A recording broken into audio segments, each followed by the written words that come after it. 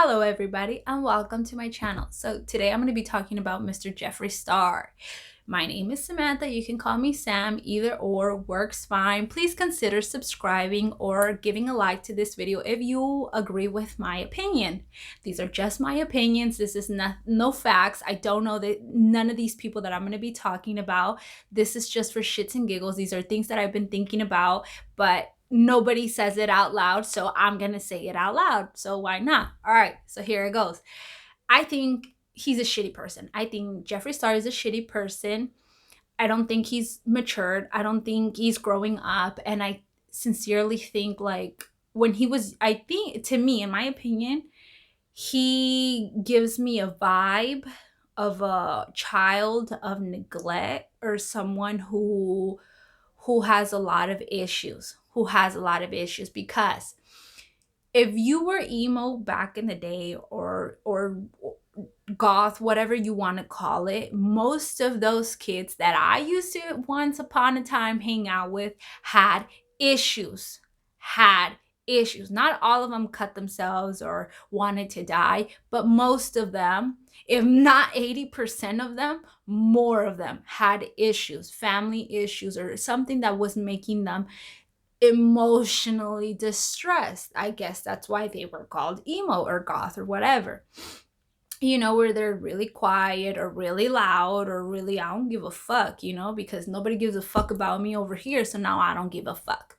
That's the type of person he was, right? So I know he said in one of his videos with Shane Dawson that he got into debt, that he didn't know how to manage his money. So what did he do? He took what he had already learned from MySpace, which Manny and all these, and then Laura Leach, and then Manny Mooch and James Charles and all these new young people, they don't know they had MySpace when they were probably like 12 years old, as much as I was, because they're still young. Mr. Jeffree Star is already old. He's in his, well, no offense to the 30-year-old community, but he's in his mid 30s, I think. I think he's in his mid 30s, if I'm not wrong.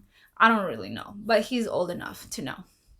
Those kids that I just mentioned, Manny Mooch and Laura Leach and all these, they didn't have that database for MySpace, right?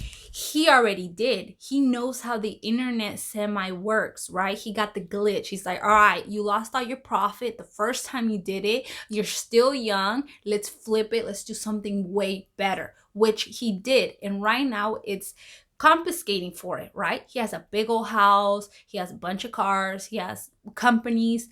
Good, good, good, good, good, good, good, good. But somehow I always still feel like there's something inside of him that makes him unhappy, and at least I, maybe not you, but I can maybe see it in a way. And to me, it just seems very petty, because to me, the way that he looks at James Charles is with envy.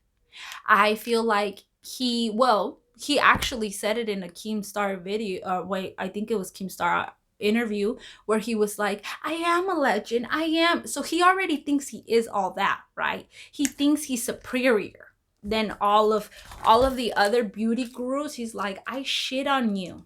I shit on you guys, right? He already took all his friends, took him out of the equation because they were supposedly backstabbing him. He's like, oh, you want to backstab the big boy? I'm going to show you that I have connections, that I have greater connections that you peasants have.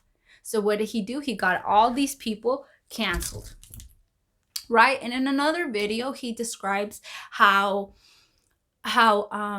family members of him only reached out when they needed money, when they needed things, not even to say hi or stuff like that. So you can tell that that's something in him that hurts. And instead of acknowledging that, yes, you have money, you have the opportunity to help family members, just as long as you tell that family member, hey, yeah, I'm willing to help you out. But instead of telling millions of people, you should have told your family member, hey, instead of calling me just to ask me for money, why don't you just call me and every now and then and tell me that ask me if I'm doing good. Why don't you come for brunch? And yeah, I'll give you a check. I am in the position where I can do that, but I also I want you to be my family member too. And that means calling me for Christmas. That means calling me for my birthday. And that means just checking up on me. If you do that, then I have no problem lending you or giving you money. But no, he wants to take it to social media, right? I don't even know if I know he has a mom. I don't know if he has his dad with him, but his mom doesn't live with him. The one thing that he very much like, oof, I have true love. I have Nate. Nate doesn't love me for money. Nate loves me because he just loves me. Look at me. I'm beautiful. I am an amazing person. I could have never, ever in a million years thought that somebody would love me the way that Nate loves me, you know?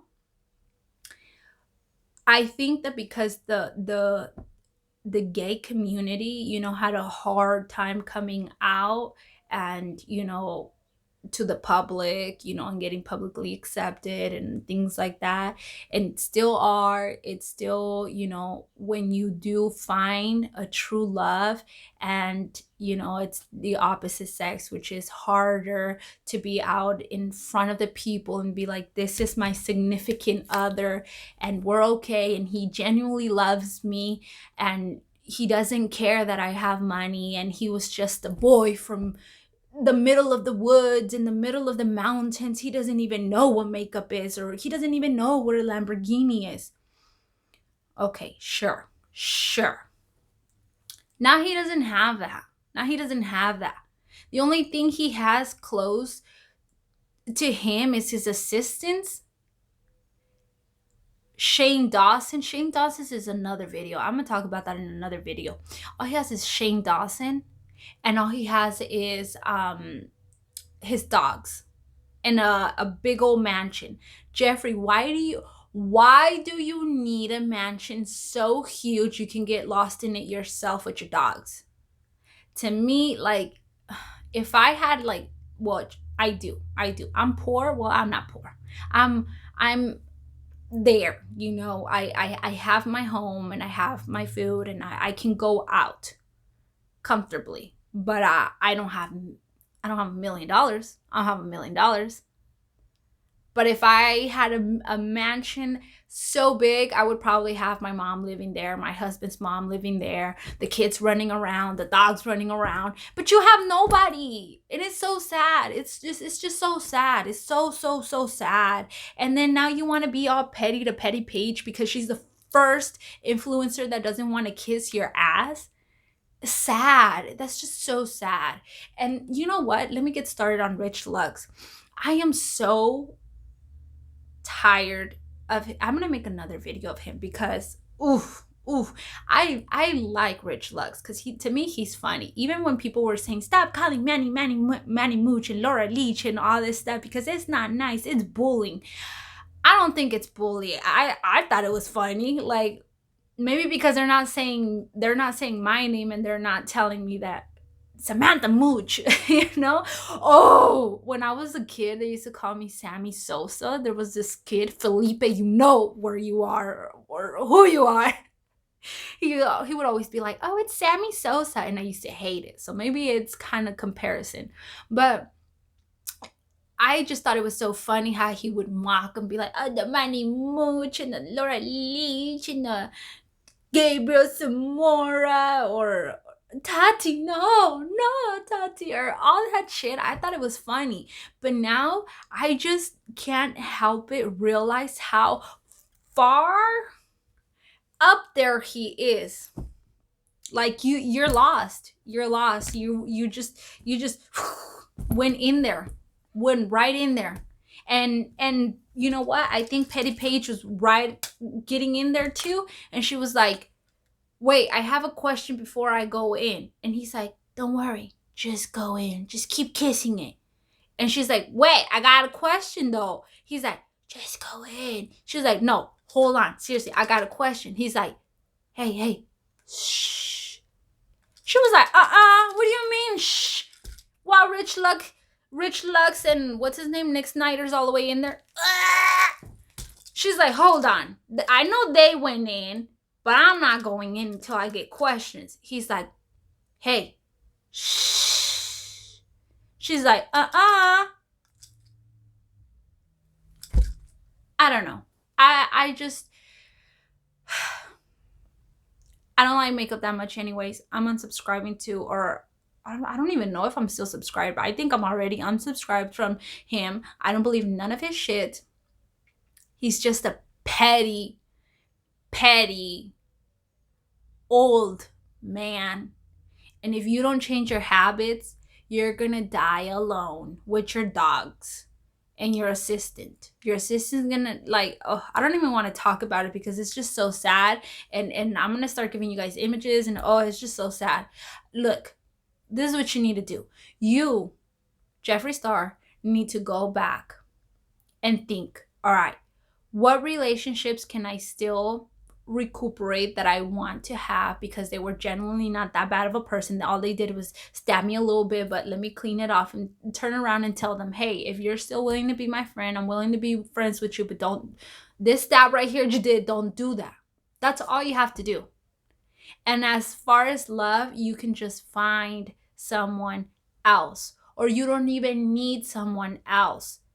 Or why don't you move in your mom with you? Why don't you move in a cousin, an aunt, an uncle, something in there, like some nephews? Maybe you got some nephews out there you don't know of. Move them in with you. Show them the makeup industry shit. I don't know. Stop being a lonely man in a $1 million house, millions of dollars of house. Like, what are your cars gonna do? What are your cars gonna do for you? Nothing, I guess. I don't know. I'm just a peasant here talking in my bed. That's it. You're just an old, sad man, and it's quite depressing, and it's quite sad. So, yeah, that's my opinion. Don't get offended for him. Don't get offended for an old man. I'm sorry. Bye.